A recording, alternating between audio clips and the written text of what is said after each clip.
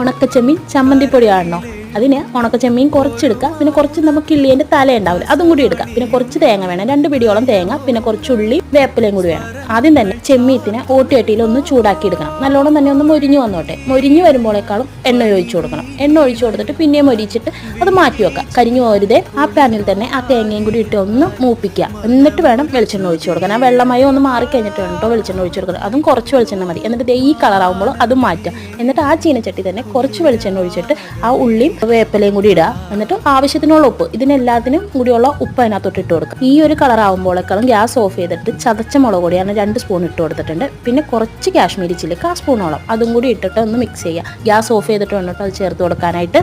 മിക്സിയുടെ കുഞ്ഞു ജാറിൽ ആ ഉണക്ക ചെമ്മീനും ഉള്ളിയും കൂടി ആദ്യം ക്രഷ് ചെയ്ത് മാറ്റുക. എന്നിട്ട് വേണം തേങ്ങ ഇട്ടിട്ട് ജസ്റ്റ് ഒന്ന് കറക്കി എടുത്താൽ മതി. അങ്ങനെ ചമ്മന്തിപ്പൊടി റെഡിയായി. ആ തേങ്ങ ചേർക്കുന്ന കാരണം ഇത്തിരി ക്വാണ്ടിറ്റി ഉണ്ടാവും. 2 ആഴ്ചത്തോളം ഞാൻ ഫ്രിഡ്ജിൽ ഇത് സൂക്ഷിക്കാറുണ്ട്. ഇഷ്ടമാണെങ്കിൽ ഒന്ന് ട്രൈ ചെയ്ത് നോക്കാം.